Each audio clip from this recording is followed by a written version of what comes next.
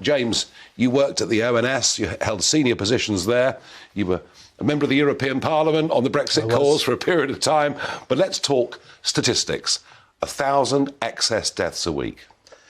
Yeah, I mean, it's quite sobering, isn't it, Nigel? And I think the way I would describe the establishment and their sort of trying to explain these figures, it's a little bit like a sick, demented Christmas pantomime, where they're pointing everywhere, and there's plenty of us saying it's over there.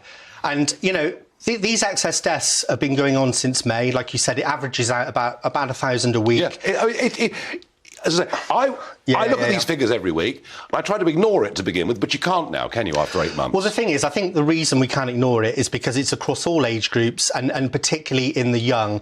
We're seeing 10 to 15% excess deaths in the age group between 24 and 59.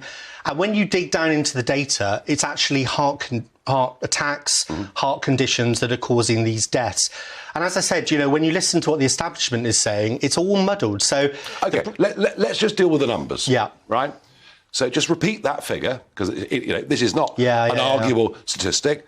Young men up to the age of 59, increase in heart deaths. Yeah, young men and women, by the way, although I think it's slightly higher for men. But yeah, between the age, I mean, that's the most worrying, because I think, you know, it spans all. Just give us a go.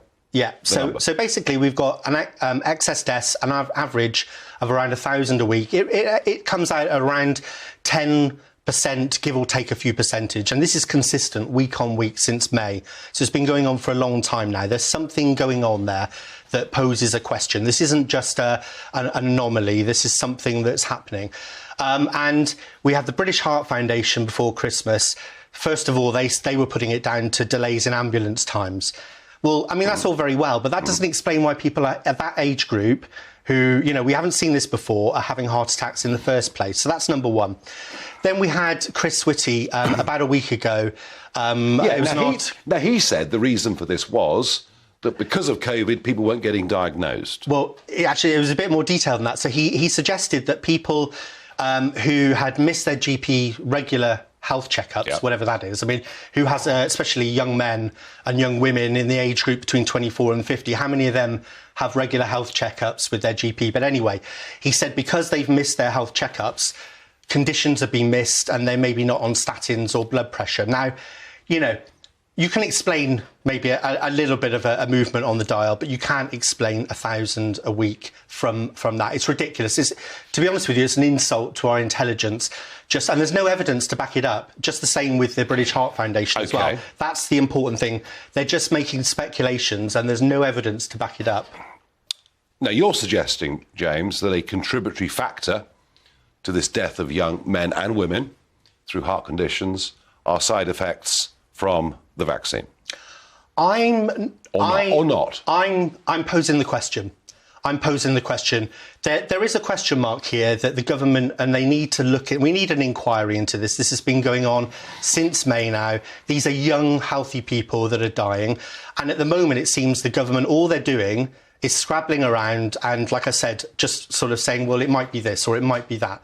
I think this is serious enough now that they need some kind of independent public inquiry, because, you know, if you back out from all of this, there is data emerging across the world now which is showing a link between the vaccines, particularly the mRNA vaccines, and heart issues. And, you know, I've got no trust in the government, because when you look at what happened with the AstraZeneca vaccine, that was quietly withdrawn back in 2021. Now, European countries withdrew it in March. Our government dragged its feet and it quietly took it off the market in about June, July. There was no announcement. There's been no investigation into terms of... OK, but I mean, let's face the fact. You know, whether it's tuberculosis or, you know, diphtheria or whatever it is, you know, we know that all vaccines, unfortunately, have side effects for a very small percentage of people. We know that, and we've lived with that for many, many generations. Is there a counter-argument that Mr. Whitty could put that says, look at China, that has an ineffective vaccine, people are dying in large numbers. Yes, some people have suffered, you know, heart problems, but maybe the vaccine saved a huge number of lives. Okay, well, to answer that question, we need to go to the gold standard of evidence, which is actually randomised controlled trials. And if you look back at the Pfizer data, it's crazy that more people don't know this. When you actually, they've reanalyzed the Pfizer data, and it actually shows in their data, which is the gold standard, that the vaccines do more harm than they do protect people. That's there for people. Is that for young people? That's there for all age groups, but it gets more significant as you get younger. but it's certainly true of people in their 70s as well. The thing that the latest statistic which they've analysed from that data is that adverse reactions, whether they're straight after the vaccine or we're seeing heart issues developing months afterwards, is 1 in 800. Okay. Now, 1,000 a week. Excess deaths nationally, 1,000 a week. Unarguable figure.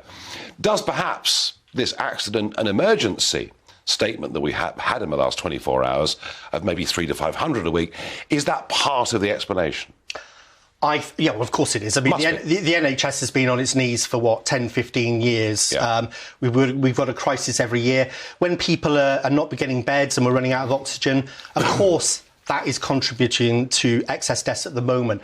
But that doesn't explain, like I said, the problem is with all of this is we've got these two things, and I think people are trying to muddy the waters in between. Okay. And I get your point. Yeah. I get your point that a government that has pushed the vaccine as hard as it is doesn't want to admit any harm at all, even if statistically it's a tiny number of people. It's still a significant number of people.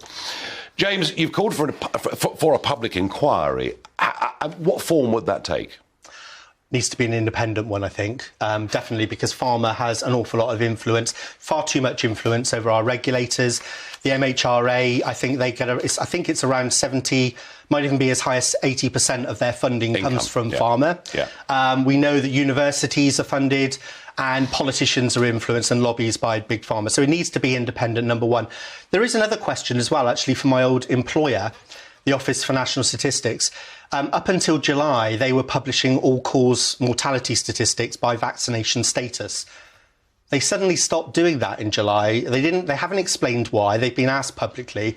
And that data, believe it or not, because they can link that to things like statins, to things like heart conditions, that would give us an awful lot more information. So why have they stopped publishing that data? They've not come out with an explanation. It's a fair question. Yeah. It's a fair question. James, thank you. And folks at home, I don't know whether James is right or wrong, but he is right to ask questions about this. And I would suggest to you that now this has been going on consistently for the last 8 to 9 months, 1,000 extra people dying every week is something I would have thought well worthy of an investigation. And we'll find out, hopefully, how much of it is because of failures of ambulances, of A&E, of misdiagnoses, and how many young men and women have suffered heart attacks as a byproduct of the vaccine. I don't know the answers to any of this. I would suggest what you've heard just now statistically demands an investigation. Give me your thoughts. Farage@gbnews.uk.